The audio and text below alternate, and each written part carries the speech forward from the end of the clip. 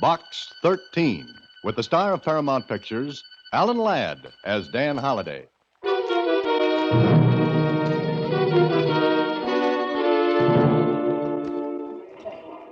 Hello, Susie. Come for Box 13 mail? Uh-huh. Is there any, Connie? Sure, a lot of it. But here's one that's different. Different? How? Well, look at the paper. And it didn't come by mail. It was just put on the counter here. That's funny. I wonder why.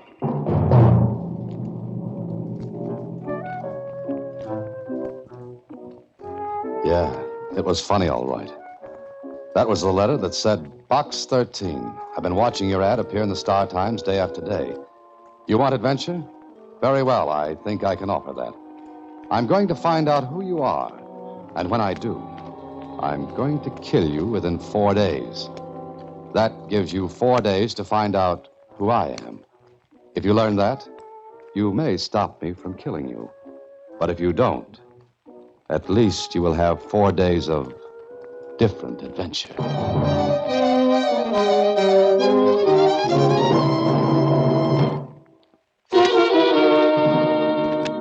Now back to Box 13 and Dan Holliday's newest adventure, Find Me, Find Death.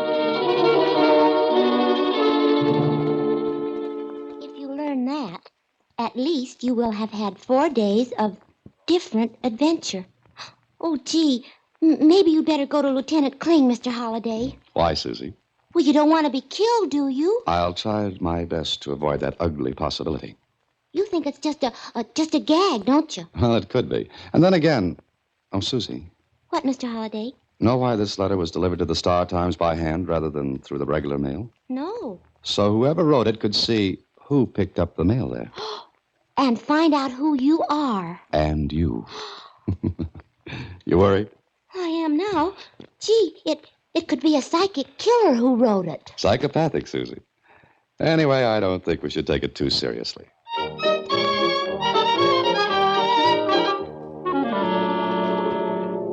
Yeah, that's what I said. Don't take it too seriously. I didn't, at first.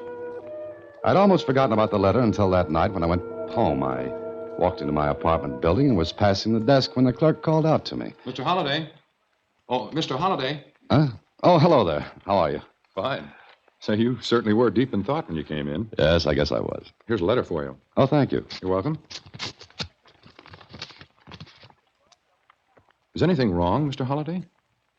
I don't know. Who gave you this? No one. No one. What do you mean? Well, it was on the floor just inside the lobby door. I thought maybe you dropped it. No, I didn't. You didn't see anyone who might have thrown it on the floor? I'm sorry, I didn't, Mr. Holliday. I've been at the switchboard all evening, and I can't see the entrance from there. Oh, I see. Is anything wrong? I mean, bad news, anything like that? Well, here, read this. I'm ready, Mr. Holliday. Are you? That's a funny kind of note. Mm-hmm. Very funny. Has there been anyone in here asking for me? Not a soul. At least not since I've been on duty, since 7 this evening. Any calls? None. You're sure no one came in? Well, not that I saw. You look worried, Mr. Holliday. Huh? Do I? Okay, forget it. Good night. Good night, Mr. Holliday.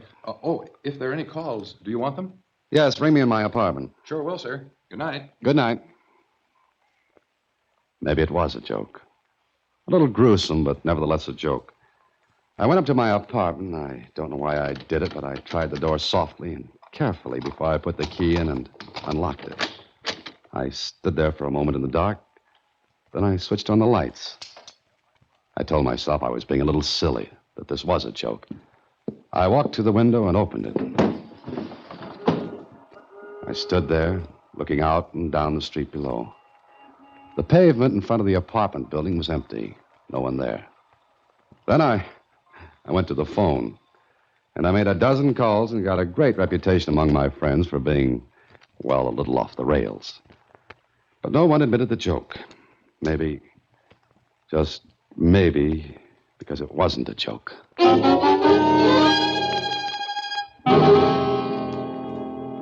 morning, Mr. Holliday.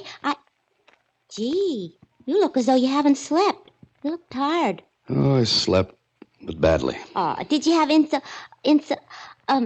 Couldn't you sleep? Where's the mail, Susie? Oh, right here. Oh, thank you. What's the matter, Mr. Holliday? Oh, nothing, Susie. I'm just getting a little angry, that's all. At me? Oh, no, Susie. Not at you. What is it? Same paper, same handwriting. Huh? What is? This letter. But this time it was sent through the mail. Mr. Holliday, what's wrong? Here, read it. Oh, sure. Dear Mr. Holliday, now I know who you are. You must know it because you got my message last night. But what I didn't tell you in my last letter was that if you go to the police, you won't get 4 days. I'll kill you as soon as you make a move to contact them. Play the game fairly, Mr. Holliday, and you'll have 4 days. Good luck. Let me have that letter, Susie. What are you going to do? Pay a visit. To the police? Oh, but Mr. Holliday... No, not to the police. I'm just going to satisfy myself about something. Will you come in, Mr. Holliday? Oh, thank you, Doctor. Please sit down. Thanks. Now, the nurse said that you seemed rather anxious about something. I don't usually see people without appointments. I know it. I appreciate this. Oh, here are 3 letters, Doctor. I'd like you to read them and, well, as a psychiatrist, tell me what you think about them. Letters? Let me see. Can you read while I talk? Certainly. Go right ahead. Well, here's my advertisement in the Star Times, the one mentioned in the first letter you're reading now. Mm-hmm. I'll explain about the letter later. But first, would any person be liable to write such letters as those? No. No normal person, Mr. Holliday. But an abnormal person might. Have you thought of the possibility of a prank, a joke? Well, I have. No one admits it. Well, no one would if it is a joke. Doctor, what kind of a person would write letters like those? Leaving out the gag angle, I mean. Mr. Holliday, if I tried to, well, go into motives thoroughly, you'd be here all day listening to me. However, there are people who, to all appearances, external appearances, seem perfectly normal. Yet those same persons, once the stimulus is applied, the motivation furnished, will do terrible things. Even commit murder? Yeah. Our records are full of such case histories. Why? Mr. Holliday, what little we know about such things tells us that these persons need, even actually crave, a bolster to their egos. Now, if the person who wrote these letters really kills you, as he says, then he'd feel superior to you and the rest of the world. That's oversimplifying it, of course, but basically that's it. Yeah, but why pick on me? Well, look at your advertisement, Mr. Holliday. Box 13, adventure wanted. Will go any place, do anything. You mean that ad is a challenge to the person who wrote the letters? Exactly. You supplied the stimulus, the motivation to this person. In other words, barring a joke, I'm in trouble. Why don't you go to the police? You read the 3rd letter. If I go to the police, I'll be killed before the 4 days are up. I think you've got to take that chance. Maybe. Look, Doctor, can this be kept confidential? Well, if you want it that way, yeah. For a while, anyway. Now, thanks very much. Oh, would you send your bill to my office? Oh, no charge. On one condition. Condition? What's that? Come to see me after 4 days. Doctor, I'll be very happy to see anyone after 4 days. That night, I tried to sleep, but I couldn't. I told myself 1,000,000 times that it was stupid and silly to let this get me. It was a joke. It had to be. But I heard Susie reading that letter. Now I know who you are. I'll kill you. Those same persons, once the stimulus is applied, the motivation furnished, will do terrible things. I'm going to find out who you are. And when I do, I'll kill you within 4 days. Look at your advertisement, Mr. Holliday. That ad is a challenge to the person who wrote the letter. Kill you within 4 days. Do terrible things. Don't go to the police. Why don't you go to the police? I jumped out of bed as though I'd been shot. I thought I had. But it was a car backfiring in the street below. Well, that made up my mind for me. I was going to the police. I got dressed and went downstairs. Oh, going out, Mr. Holliday? Yeah, for a little while. Can't sleep? It's a little tough. Yes, sir. It's pretty noisy outside. That car backfiring woke me up. You were sleeping? Well, just dozing, that's all. You're supposed to stay awake. Anyone could get in or out. Well, I'm sorry, Mr. Holliday. I just... No, I'm sorry. I'm jumpy, I guess. Forget it. Oh, if there are any calls, I'll be back in an hour. Yes, sir, Mr. Holliday. Good night, sir. Good night. I walked out of my apartment building. There were a lot of people on the streets, coming home from shows, maybe going out for a bite to eat, or to the store for a package of cigarettes. I looked at their faces. They were the same kind of faces I saw every other day.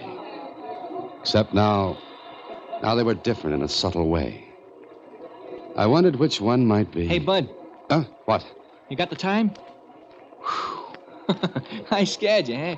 You looked like you was a million miles away. Oh, I wish I were, mister. I wish I were. Oh, here you are. Hey, I asked for the time, not a handout. It's all right. You're welcome. Hey, cab. Cab. Take me to the nearest police station. Make it fast.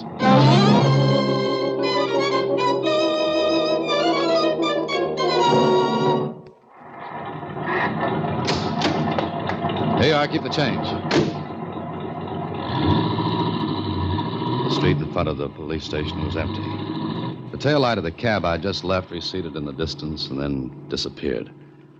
The headlights of a car coming down the street were yellow and misty. I started toward the stairs, but stopped to watch the car coming down the street. It slowed up a little, and then an envelope hit the pavement. I picked it up. The car from which it had been tossed disappeared down the street and around a corner. I tore open the envelope. The note was in the same handwriting. It was short, sweet. Mr. Holliday, if you try to go into that police station, a bullet will kill you before you can get inside.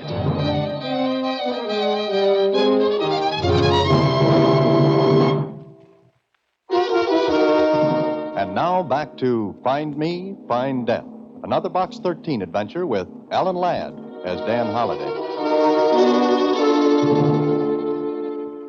I didn't go into the station. Somehow, I believed that note. Then the next day at the office, Susie and I talked it over. Please, you be careful, won't you, Mr. Holliday? Careful. Yeah, sure. But how? Look, Susie, he knows where I live. He knows every move I make. But I haven't got the slightest clue as to who he or she is. You've got to find out. Yes, I know, but how? I'm no Superman, Susie. And I've only got 2 more days. Maybe if you left town, Mr. Holliday. Oh, that wouldn't do any good. He'd be sure to follow. What's the matter? Did you think of something? No, you did. I did. Yes, you. Susie, leave town. That's the answer. But you just said he'd follow you. If it's not a joke, he will. Now, wait.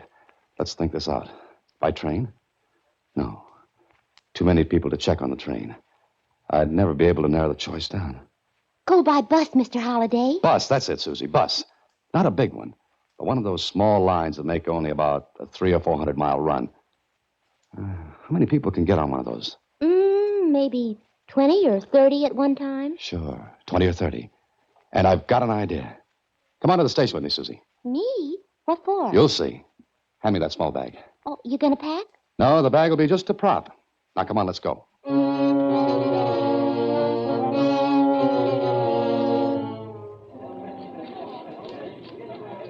Now, look, Susie. I'm going to buy a ticket on that bus, the one marked on the schedule leaving in 5 minutes. I'm going to buy a ticket all the way through to the end of the line. Then what? Then I'm going to get off that bus before the end of the line and come right back here. Gee, it sounds all right, but I don't get it. Don't you see, Susie? If he's following me, he'll buy a ticket all the way through. And he'll have to get off before the end of the line to keep track of me. Well, so long, Susie.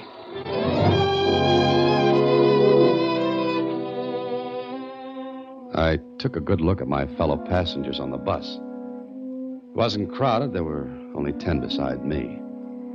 I wondered which of the 10, if any, was the person who was after me. Then... Excuse me. Oh, excuse me. Oh, yes. Would you do me a favor, please? Oh, if I can, sure. What is it? This is my little boy, Harold. All the seats next to the windows are taken. He likes to look out. I wondered if you'd mind if he just... Oh, certainly not. Here you are, Sonny. Climb in. Oh, thank you. Harold, be careful of your lollipop now. Don't get it all over the nice man. Like to ride, Sonny? Hey, it's pretty out there, isn't it? Kid don't talk much, does he? Oh, no, not much. Going all the way? Yes, all the way. And you? Mm-hmm. All the way. You want one of these books to read? Help pass the time? Oh, thank you. No, it's nothing. Here's a good murder mystery. You like murders? Nothing like 'em. Most of the murderers in them books are sure done. Now, if I was going to kill somebody, nobody would even know I was going to do it. I bet I could kill somebody and get away with it. That is, if I wanted to kill somebody. And do you? Sometimes I do, mister. Sometimes I do. Well, I'll let you to your reading. Harold, you can come with me now. Oh, thanks for your kindness, mister. There's a seat next to the window up front now. Harold, where's your lollipop? Oh, here you are. This is it. Oh, thank you. Where was it? Oh, I just ran my fingers through my hair, and there it was. Oh, thank you. Come on, Harold. The rest of the passengers sat silently and quietly in their seats. Some reading, some just staring out of the window. Then I saw one man who was just looking at me with a little smile on his face. The smile widened, and I smiled back. He came over to me. Mind if I sit down? No, not at all. Thanks. You meet all kinds of people on a bus. That's why I like to ride on them. Oh, do you make a habit of it? Well, I guess you could say I do. How about you? Well, I don't ride buses as a rule. I see. You on a business trip? Well, I guess you could say I am. Salesman? No, I'm a writer. What? A writer? Oh, is that funny? Oh, I'm sorry. Yeah. Oh, so am I. A writer, I mean. Is that so? Well, my name's Trevor. William Trevor. Well, mine's Holiday, Dan Holiday. Well, I'll be. A mystery fiction writer, aren't you? Yes, that's right. Oh, my stuff runs more to the scientific, but I get a lot of material on these buses. You do? For example? Well, a couple of years ago, I rode on the same bus with a man who killed 3 men. Oh? I talked with him. I had a cup of coffee with him at a stop. I never would have thought of him as a killer. I mean, he was no different from you or me or that fellow who gave you the book a few minutes ago. I suppose lots of people who appear normal aren't really as normal as they seem. I guess not. Going far, Dan? Yes, all the way. Yeah. Well, I'll leave you to your reading. Oh, murder mystery. You like them? Sometimes I do. It all depends on how I feel. I know what you mean. Well, I think I'll try a little nap for a few minutes. I'll see you later. He went back to his seat. I sat, pretended to read. But no one else spoke to me or paid any attention to me. And the bus went on, and on.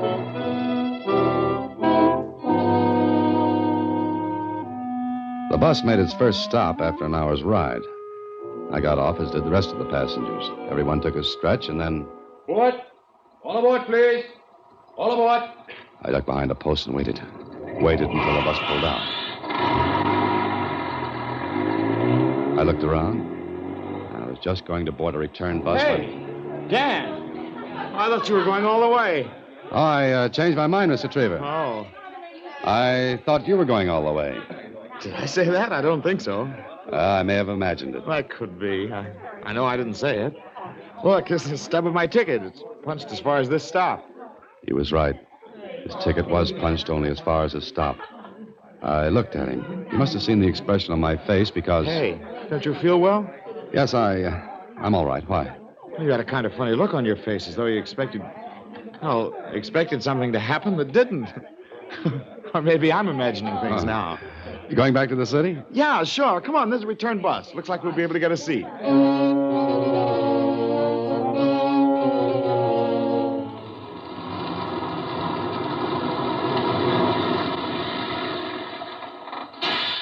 Hey, Trevor. Trevor. Oh, we're back, huh? Well, a short trip and a merry one. A merry one? That could be. Say, I wonder if you'd come to my place some evening for a chit-chat. My wife would love to meet somebody who's successful with his writing. What's the matter with you? Oh, I'm afraid I'm not the picture of the successful writer. I've had a lot of disappointment. Oh, I see. Well, I'll be glad to. Could you make it tonight? Well, I don't... Look, we're having some people over. My wife would get a big kick out of having a real live writer, a good one, that is, come over to the house. All right, if I find I'm free. I'll be there. Swell. Hey, here's my name and address. Gee, my wife will get a kick out of this. Here. Now, please, try to make it, will you? Sure, I'll try. Okay, I'll see you later then. And thanks. He got off of the bus ahead of me and walked away. I wondered. I wondered about a lot of things. Trevor had been the only one of the original passengers who had taken the return bus with me. Yet, his ticket was punched for the first stop. If he'd wanted to keep track of me, he would have bought a ticket all the way through because he couldn't have known I'd get off. I decided to accept his invitation because Well, I had to find out sooner or later. And so that night, I stood on the doorstep outside Trevor's home. Inside, a radio was playing. I could hear people laughing, talking. I rang the doorbell and waited. Hey, Holiday, you did come. Oh, are you surprised? Oh, sure I am. You know how those invitations usually work out and nobody goes anyplace. Come on in and meet the gang. I'll be glad to. Look, old man, if those goons in there start chewing your head off with questions and you get bored, you just give me the high sign. We'll break it off, okay? Mr. Trevor, you have no idea how glad I am to be among people. Huh? What do you mean? Oh, nothing. Nothing at all. I just like people, that's all. I see. In here, Holiday.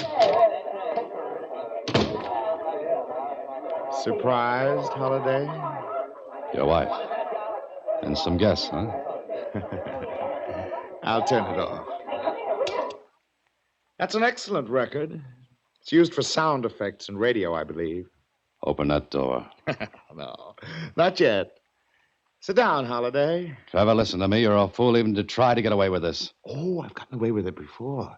5 times, to be exact. Now, don't force me to shoot you yet. Sit down. 5 times? Yes. But this one is the most exciting.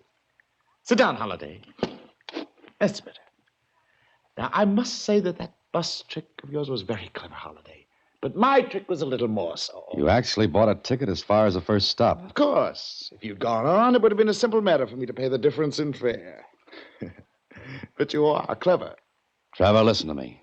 You're not well. Now, let's stop this nonsense right now. Not well. I'm well, all right. The rest of the world is made up of fools and idiots. But I like you, Holiday. So much so that I'm going to give you a chance. Chance? What kind of a chance? You sit at one end of that long table. I'll sit at the other. Go ahead. Now what? Now, neither of us can reach the other. I have 2 guns here. One for you and one for me. You're going to give me a gun? Exactly. Did you ever hear of Russian roulette? I see you have. I'll put 1 bullet in each gun. 1 and only 1. I'll spin the cylinders on each revolver so that neither of us knows in which chamber the bullet is. Now, the bullet in your gun may be in the chamber under the hammer. Or it may not. The same for mine. Here, catch. Trevor, for the last time, let me out of here. No! You play the game. Point the gun at me, Holiday, as I point mine at you. So, if your bullet is under the hammer, you'll kill me. If mine is under the hammer... Ready? Squeeze the trigger, Holiday, because I'm going to. Trevor, stop it. I'm rather tired, Holiday. This may be the end. When I count 3. 1, 2, 3. They're both lucky. All right. Once more. There was one long chance. To my right was the only light in the room, a student lamp on a small 2. table. I waited until Trevor counted to 3, then dived for the 3. lamp. What? It was dark. I heard Trevor move, and then... Holiday! Holiday! Stay where you are, Trevor. Don't try to get out the door, Holiday. I know exactly where it is. Now fire. I've got a bullet, too. Have you? Do you think I'm a fool? You've got a fake in your gun. You try it. Oh, this is more exciting than I ever imagined it would be. Holiday, you may as well take it now, because you'll never get out alive. Go ahead, fire at me. When do you think you'll get the loaded chamber, Trevor? I'm going to kill you. I must kill you. The next chamber's the one, Trevor, and you'd better hit me. I'll wait. I'll wait until I can see you. Will you? Then you'll have to wait until morning. By that time, I'll be missed, and my secretary knows where I've gone. Then they'll come here, Trevor. They'll come here and take you away. No. They'll put you where you'll get better because you're sick, Trevor, very sick. No. Think of it, Trevor. Long nights and days where you Shut can't up. get out. Shut up. Long nights and days. They'll come for you, Trevor.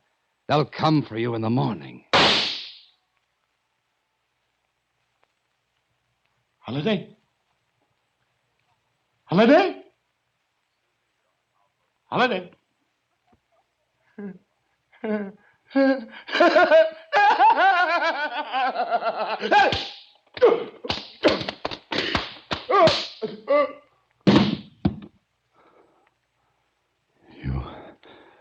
You poor devil.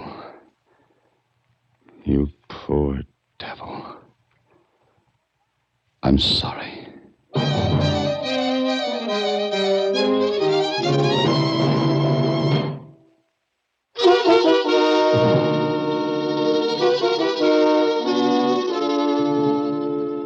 And you were locked up in that dark room with him. Yeah, Susie. It wasn't nice. But now he's locked up, where he can't harm anyone or himself. You know what, Mr. Holliday? You need a nice long rest. Oh, say it again, Susie.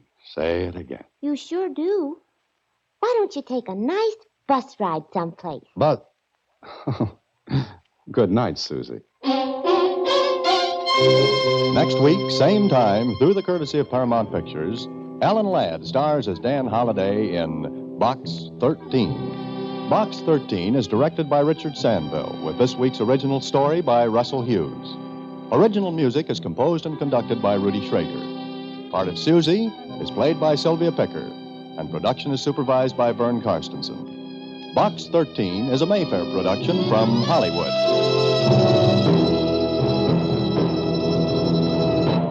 Watch for Alan Ladd in his latest Paramount picture.